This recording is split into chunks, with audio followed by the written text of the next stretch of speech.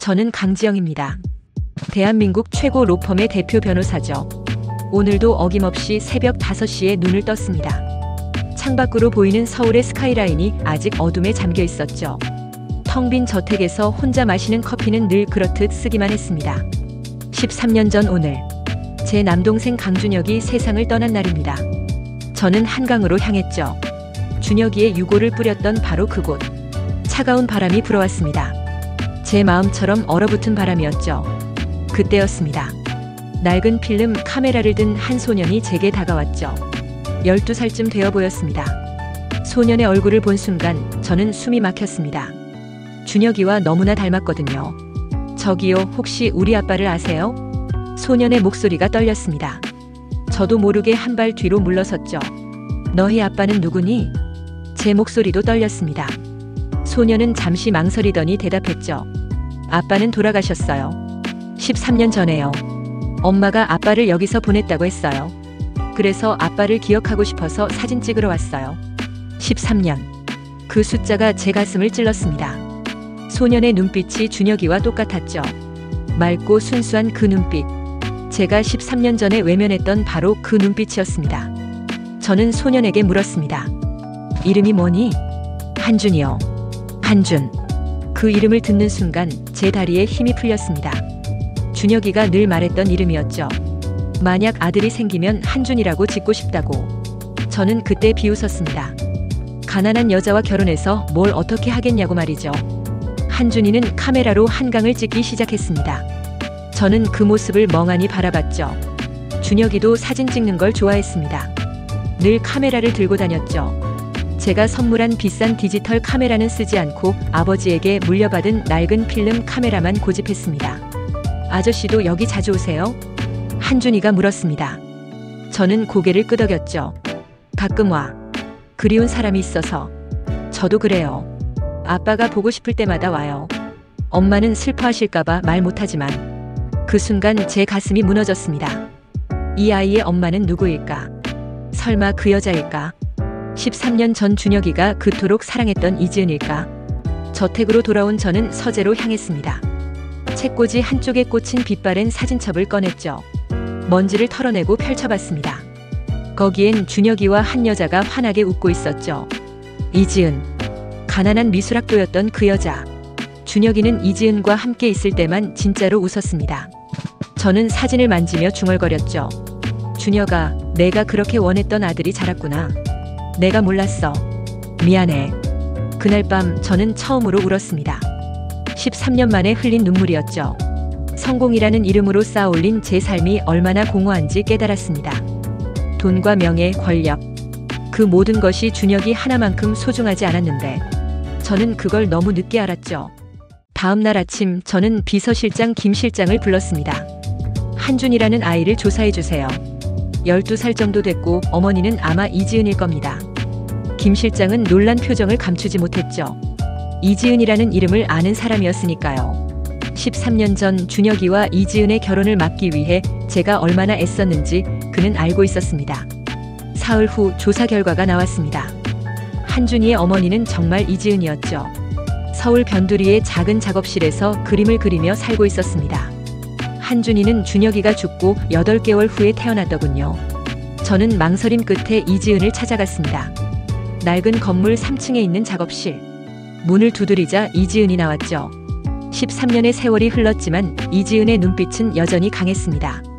무슨 일이시죠? 이지은의 목소리는 차가웠습니다. 저를 알아본 거죠. 오랜만이네요, 지은씨. 깔 곳 없으면 돌아가세요. 우리 인생에 더 이상 끼어들지 마세요. 이지은이 문을 닫으려 했습니다. 저는 급하게 말했죠. 한준이를 만났어요. 한강에서. 이지은의 움직임이 멈췄습니다. 천천히 돌아서더니 제게 물었죠. 그래서요? 이제 와서 뭘 어쩌시려고요? 도와주고 싶어요. 준혁이의 아들이잖아요. 이지은이 비웃었습니다. 그 웃음이 제 가슴을 찔렀죠. 당신처럼 살기 위해 사랑을 버리라고 했던 사람이 내게 무슨 자격으로 도움을 주겠다고 해요? 준혁 씨는 당신 때문에 죽었어요.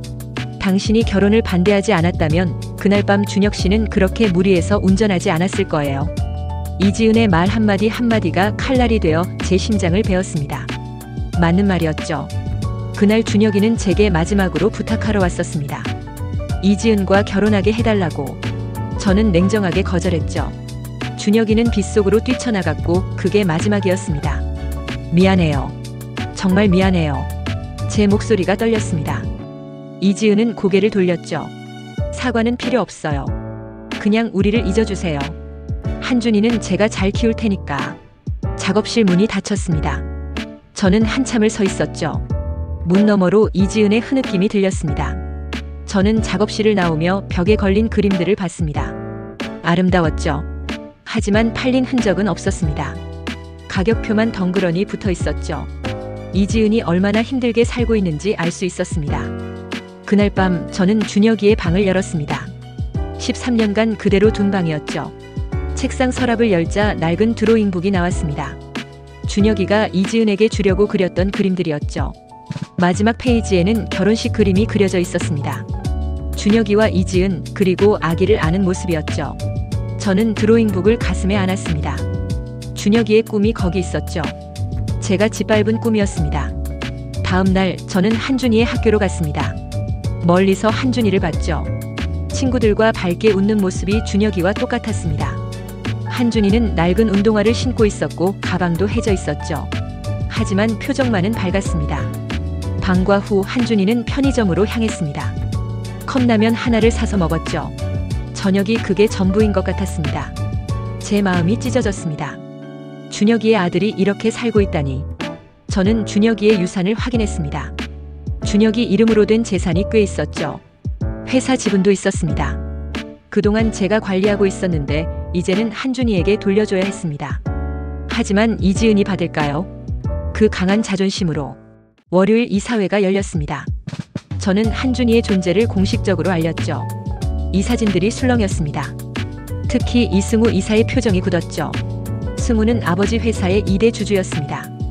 준혁이 다음으로 지분이 많았죠. 13년 만에 나타난 아이를 어떻게 믿으십니까?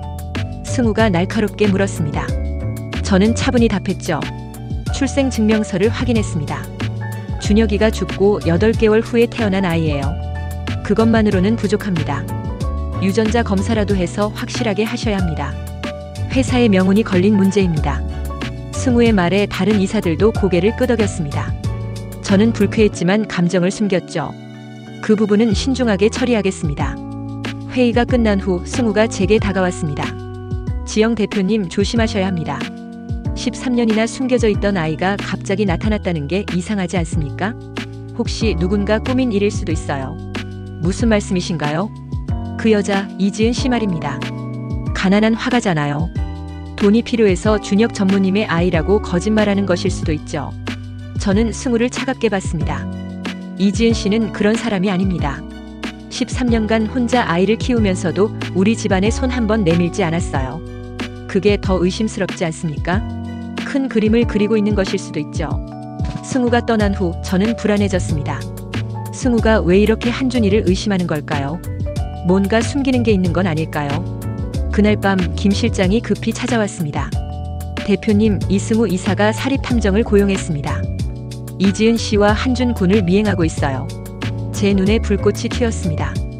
감히 승우가 제 조카를 감시한다고요. 계속 지켜봐 주세요. 승우가 뭘 하려는지 알아야겠어요. 며칠 후 충격적인 사실을 알게 됐습니다. 승우가 이지은의 작업실에 찾아갔다는 거죠. 무슨 이야기를 했는지는 몰랐지만 이지은이 매우 화난 표정으로 승우를 내쫓았다고 했습니다. 저는 이지은을 다시 찾아갔습니다. 이번엔 한준이도 함께 있었죠. 승우 이사가 찾아왔죠? 이지은이 놀랐습니다.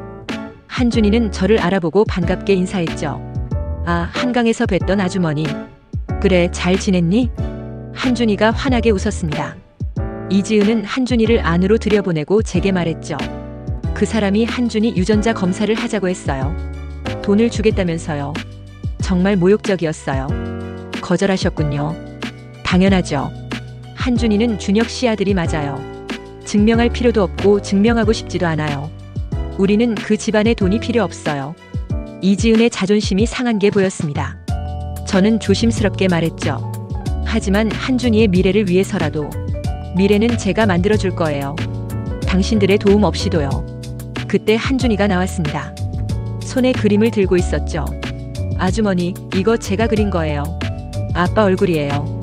엄마가 보여준 사진 보고 그렸어요. 그림 속 준혁이의 모습이 너무나 생생했습니다. 한준이는 준혁이의 재능도 물려받은 것 같았죠. 제 눈에 눈물이 고였습니다. 그날 밤 승우의 사무실에서 이상한 파일을 발견했다는 제보를 받았습니다. 13년 전 준혁이가 죽던 날의 자료들이었죠. 승우가 왜 그런 자료를 갖고 있는 걸까요? 새벽 3시 저는 잠을 이룰 수 없었습니다. 이지은이 새벽까지 편의점에서 아르바이트를 한다는 소식을 들었죠. 한준이를 위해서였습니다.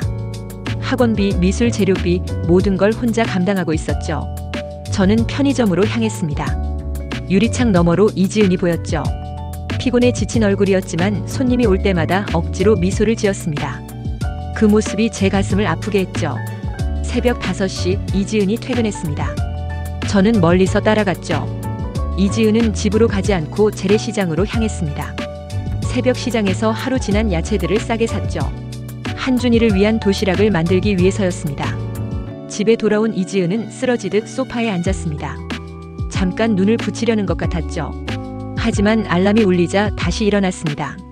한준이를 깨워야 했으니까요. 준아, 일어나야지. 학교 가야 해. 한준이가 일어났습니다. 이지은이 만든 도시락을 받아들었죠.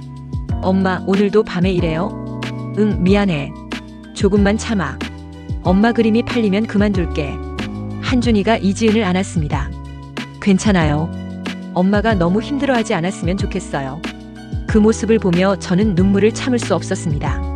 제가 13년 전에 반대하지 않았다면 이들은 이렇게 살지 않았을 거예요. 저는 준혁이의 방으로 돌아왔습니다. 유품을 하나하나 정리하기 시작했죠. 그러다 낡은 일기장을 발견했습니다. 준혁이가 죽기 직전까지 쓴 일기였죠. 첫 페이지를 펼쳤습니다. 누나는 끝없이 올라가기만 하는데 나는 왜 멈춰야 하는 걸까? 이제는 누나의 그늘에서 벗어나 내 삶을 살고 싶어. 제 손이 떨렸습니다. 계속 읽어내려갔죠. 지은이를 사랑해. 누나는 이해 못하겠지만 사랑이 뭔지 알게 됐어. 돈이나 성공보다 중요한 게 있다는 걸 깨달았어. 오늘 누나한테 마지막으로 부탁할 거야. 거절당하면 그냥 도망가려고.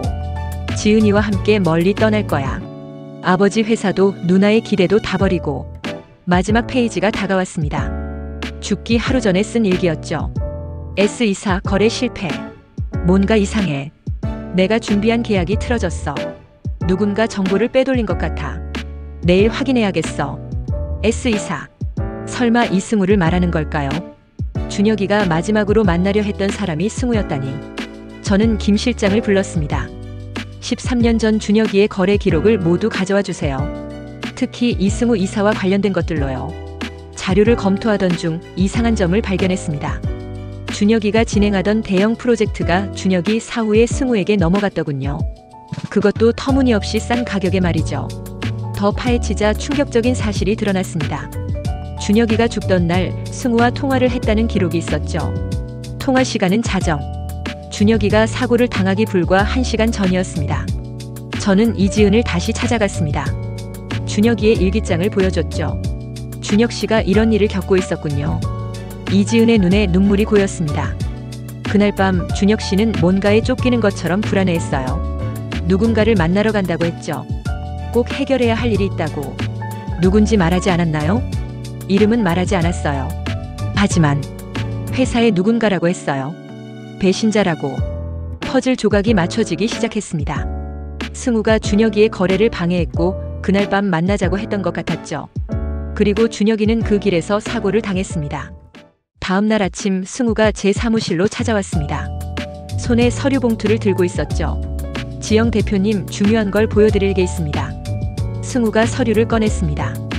유전자 검사 결과서였죠. 한준 군의 유전자 검사 결과입니다. 불행히도 준혁 전무님과 일치하지 않습니다. 저는 서류를 받아봤습니다. 위조된 것이 분명했죠. 이지은이 검사를 거부했는데 어떻게 결과가 나올 수 있겠습니까? 이게 진짜라고 믿으세요? 믿고 안 믿고의 문제가 아닙니다. 이사회에 보고해야 합니다.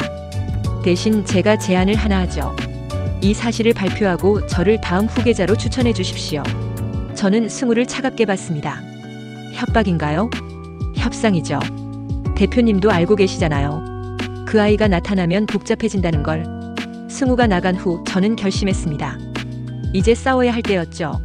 13년 전에 준혁이를 지키지 못했지만 이번엔 한준이를 지킬 겁니다. 저는 모든 법률 지식과 자원을 동원해 승우의 비리를 파헤치기 시작했습니다. 우선 13년 전 거래 기록부터 시작했죠. 놀랍게도 승우는 준혁이의 거래처와 이중 계약을 맺고 있었습니다. 준혁이 몰래 말이죠. 김 실장이 중요한 정보를 가져왔습니다. 대표님, 승우 이사의 비서였던 박 과장이 연락을 해왔습니다. 13년 전 일에 대해 증언하고 싶다고요. 박 과장을 만났습니다. 그는 떨리는 목소리로 말했죠. 그날 밤 승우 이사가 준혁 전무님과 통화하는 걸 들었습니다. 거래를 포기하라고 협박했죠. 안 그러면 모든 걸 폭로하겠다고. 무엇을 폭로한다는 거였죠? 준혁 전무님이 이지은 씨와 결혼한다는 사실을요. 회사에 스캔들이 될 거라고 협박했습니다. 박 과장이 USB를 건넸습니다. 이건 그날 밤 녹음 파일입니다. 양심에 찔려서 13년간 보관했습니다. 저는 사무실로 돌아와 녹음 파일을 들었습니다. 승우의 목소리가 들렸죠. 준혁 전무님, 현명한 선택을 하세요. 그 여자와 결혼하면 회사는 당신을 버릴 겁니다. 제 제안을 받아들이면 모두가 행복해질 수 있어요. 준혁이의 목소리가 이어졌습니다. 난 지은이를 포기할 수 없어요. 당신이 뭐라 해도. 그럼 각오하세요. 내일 아침 당신의 모든 거래가 무산될 겁니다. 통화가 끊겼습니다. 그리고 1시간 후 준혁이는 빗길에서 사고를 당했죠. 저는 이 모든 증거를 모아 검찰에 고발장을 제출했습니다. 하지만 그것만으론 부족했죠. 13년이 지난 사건이었으니까요. 더 확실한 증거가 필요했습니다. 그때 이지은이 연락을 해왔습니다. 준혁 씨가 남긴 물건이 하나 더 있어요. 그동안 잊고 있었는데 드로잉북 안에 뭔가 숨겨둔 것 같아요. 저는 이지은의 작업실로 갔습니다. 이지은이 낡은 드로잉북을 꺼냈죠. 준혁이가 마지막으로 그녀에게 준 선물이었습니다. 여기 뒷면에 주머니가 있어요. 오늘에야 발견했어요. 주머니 안에는 작은 녹음기가 있었습니다. 13년 전 것이라 배터리는 나갔지만 복구가 가능했죠. 녹음기를 복구하자 충격적인 내용이 나왔습니다. 준혁이가 죽기 직전 승우와 직접 만났던 녹음이었죠. 장소는 한강 다리 근처였습니다. 이승우 이사, 당신이 내 거래를 방해한 거 다 알아요. 증거가 있습니까? 곧 찾을 겁니다. 당신이 이중 계약한 서류를 확보했어요. 그때 다툼 소리가 들렸습니다. 그리고 준혁이의 비명이 들렸죠. 으악! 자동차 급브레이크 소리와 충돌음이 이어졌습니다. 누군가 준혁이를 차도로 밀었던 것 같았죠. 저는 분노로 몸을 떨었습니다. 단순 교통사고가 아니었던 겁니다. 승우가 준혁이를 죽음으로 몰아넣은 거였죠. 저는 모든 증거를 가지고 경찰서로 향했습니다. 13년 만에 재수사가 시작됐죠. 승우는 여유로운 표정으로 조사를 받았습니다. 시효가 지났다고 생각했겠죠. 하지만 살인에는 공소시효가 없습니다. 녹음 파일이 공개되자 승우의 얼굴이 창백해졌죠. 이건 조작이다. 13년이나 된 녹음을 어떻게 믿습니까? 승우가 발악했습니다. 하지만 국과수 감정 결과 녹음은 진짜였죠. 더 충격적인 건 그 다음이었습니다. 검찰이 승우의 집을 압수수색하면서 발견한 것들이 있었습니다. 준혁이의 회사 기밀 서류들이었죠. 승우는 13년간 그 서류들로 회사 자금을 빼돌리고 있었습니다. 준혁이 명의로 말이죠. 이지은이 제게 말했습니다. 언젠가 진실을 알게 되면 아빠를 용서할 수 없을지도 몰라. 그 말의 의미를 이제 알겠더군요. 이지은은 준혁이가 억울하게 죽었다는 걸 직감적으로 알고 있었던 겁니다. 하지만 한준이를 위해 침묵했던 거죠. 한준이가 진실을 알게 됐을 때 저는 걱정됐습니다. 12살 아이가 감당하기엔 너무 큰 충격이었으니까요. 하지만 한준이는 의외로 담담했습니다. 아빠가 나쁜 사람한테 당한 거네요. 그래도 아빠는 끝까지 엄마를 사랑했잖아요. 그걸로 충분해요. 한준이의 성숙함에 놀랐습니다. 이지은이 얼마나 잘 키웠는지 알 수 있었죠. 재판이 시작됐습니다. 저는 검사 측 증인으로 나섰죠. 13년 전의 모든 일을 증언했습니다. 제가 준혁이의 결혼을 반대했던 것도, 그날 밤 준혁이가 절박하게 찾아왔던 것도 모두 말했죠. 제가 동생을 이해했다면 동생은 그날 밤 밖으로 나가지 않았을 겁니다. 제 잘못도 있습니다. 법정이 술렁였습니다. 대한민국 최고 변호사가 자신의 잘못을 인정한다는 건 충격이었죠. 승우는 끝까지 부인했지만 증거는 명백했습니다. 그가 준혁이를 살해하고 회사 자금을 횡령한 것이 모두 드러났죠. 그런데 마지막 공판에서 더 충격적인 사실이 밝혀졌습니다. 승우의 휴대폰에서 삭제된 메시지가 복구됐는데 거기엔 제 아버지와 주고받은 내용이 있었죠. 준혁이가 너무 위험한 길을 가고 있습니다. 막아야 합니다. 제 아버지의 메시지였습니다. 설마 아버지도 이 일에 연관된 건가요? 저는 아버지를 찾아갔습니다. 요양원에 계신 아버지는 치매로 거의 기억을 잃은 상태였죠. 하지만 준혁이 이름을 듣자 눈물을 흘렸습니다. 준혁아, 미안하다. 아빠가 잘못했다. 아버지는 그 말만 반복했습니다. 진실은 알 수 없었지만 아버지도 죄책감에 시달렸던 것 같았죠. 법원은 승우에게 무기징역을 선고했습니다. 13년 만에 준혁이의 억울함이 풀렸죠. 하지만 저는 기쁘지 않았습니다. 준혁이는 돌아오지 않으니까요. 재판이 끝난 날 이지은이 제게 다가왔습니다. 그동안 수고하셨어요. 아니에요. 당연히 해야 할 일이었어요. 이지은이 한준이를 보며 말했죠. 준아, 이제 아빠 이름을 당당하게 말할 수 있어. 한준이가 미소 지었습니다. 그 미소가 준혁이와 똑같았죠. 승우가 구속된 후 회사는 안정을 찾았습니다. 저는 준혁이의 지분을 모두 한준이에게 상속했죠. 이지은은 처음엔 거부했지만 한준이의 미래를 위해 결국 받아들였습니다. 이건 준혁 씨가 한준이에게 남긴 거예요. 제가 거부할 권리는 없겠죠. 이지은이 담담하게 말했습니다. 저는 이지은에게 사과했습니다. 진심을 담아서요. 13년 전 제가 당신을 인정했다면 준혁이는 살아있었을 거예요. 제 편견과 오만이 동생을 죽인 겁니다. 정말 미안해요. 이지은의 눈에 눈물이 고였습니다. 저도 지영 씨를 미워했어요. 하지만 이번 일을 보며 알았어요. 당신도 준혁 씨를 사랑했다는 걸. 방식이 달랐을 뿐이죠. 우리는 처음으로 서로를 이해했습니다. 13년의 오해와 미움이 녹아내렸죠. 이지은이 속마음을 털어놨습니다. 사실 저에게 가장 힘들었던 건 준혁 씨를 잃은 슬픔보다 당신처럼 냉정해져야만 했다는 거예요. 혼자 아이를 키우려면 감정적일 수 없었거든요. 그 말에 제 가슴이 아팠습니다. 이지은도 저처럼 차가운 갑옷을 입어야 했던 거죠. 한준이가 우리에게 다가왔습니다. 엄마, 이모. 이모라는 호칭에 제 눈물이 났습니다. 한준이가 저를 가족으로 받아준 거죠. 이모도 아빠를 사랑했구나. 그래서 그렇게 열심히 싸워준 거지. 그래. 내 아빠는 이모의 소중한 동생이었어. 한준이가 저를 안았습니다. 작은 품이었지만 따뜻했죠. 준혁이가 저를 안아주는 것 같았습니다. 제 아버지를 다시 찾아갔습니다. 이번엔 한준이와 함께였죠. 아버지는 한준이를 보자 눈을 크게 떴습니다. 준혁아? 아니에요, 할아버지. 저는 한준이에요. 준혁 아빠의 아들이에요. 아버지가 한준이의 손을 잡았습니다. 떨리는 손이었죠. 이제야 내가 진짜 사람 사는 법을 알았구나. 아버지가 제게 말했습니다. 무슨 의미인지 알 것 같았죠. 성공보다 가족이 중요하다는 걸 저는 너무 늦게 깨달은 겁니다. 이지은의 작업실에 찾아갔습니다. 그동안 팔리지 않았던 그림들이 하나둘 팔리기 시작했죠. 사람들이 그녀의 재능을 알아보기 시작한 겁니다. 이지은 씨, 제가 미술관을 하나 지으려고 해요.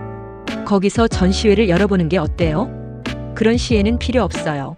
시혜가 아니에요. 당신의 재능에 대한 정당한 인정이죠.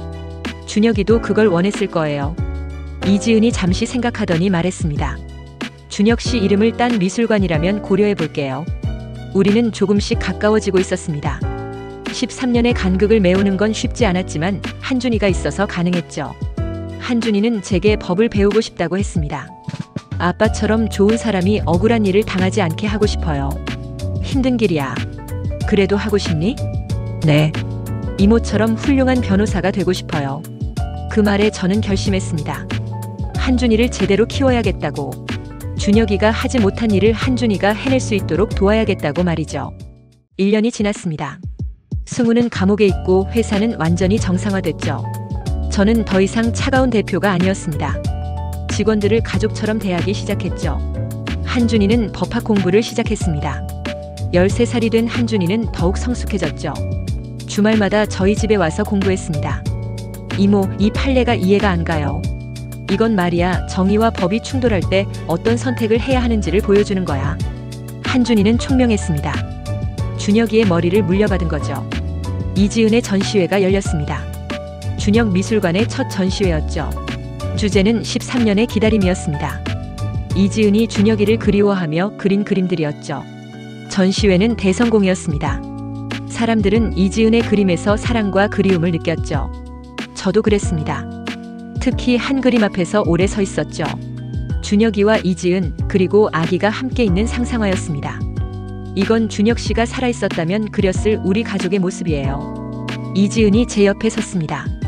이제는 현실이 됐네요. 한준이가 있으니까. 그리고 지영 씨도 있죠. 우리의 가족이에요. 그 말에 저는 울었습니다. 처음으로 가족이 생긴 기분이었죠. 이지은은 더 이상 편의점에서 일하지 않았습니다. 그림이 잘 팔렸고 준혁이의 유산도 있었으니까요. 하지만 이지은은 여전히 검소했습니다. 돈이 전부가 아니라는 걸 준혁 씨가 가르쳐줬어요. 저도 변했습니다. 더 이상 성공만을 좇지 않았죠. 퇴근 후엔 한준이와 이지은과 시간을 보냈습니다. 함께 저녁을 먹고 이야기를 나눴죠. 한준이가 물었습니다. 이모, 아빠는 어떤 사람이었어요? 내 아빠는 따뜻한 사람이었어. 늘 남을 먼저 생각했지. 이모는 그게 바보 같다고 생각했는데 이제는 그게 진짜 용기였다는 걸 알아. 저도 아빠처럼 살고 싶어요. 너는 이미 아빠를 닮았어. 그 맑은 눈빛, 따뜻한 마음. 모두 아빠를 빼닮았어. 우리 셋은 한강으로 갔습니다. 13년 전 준혁이를 보낸 그곳이죠. 이번엔 슬프지 않았습니다. 준혁이가 우리를 지켜보고 있다는 걸 알았으니까요. 이지은이 말했습니다. 준혁 씨가 13년 전에 제게 말했어요. 사랑만 있으면 모든 게 가능하다고. 저는 이제야 그 말을 이해했습니다. 돈과 권력이 아닌 사랑이 진짜 힘이라는 걸 말이죠. 한준이가 강물에 꽃을 던졌습니다.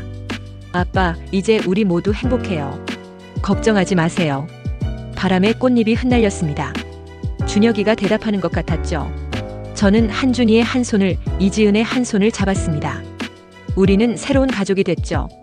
피로 이어진 가족은 아니지만 사랑으로 이어진 진짜 가족이었습니다.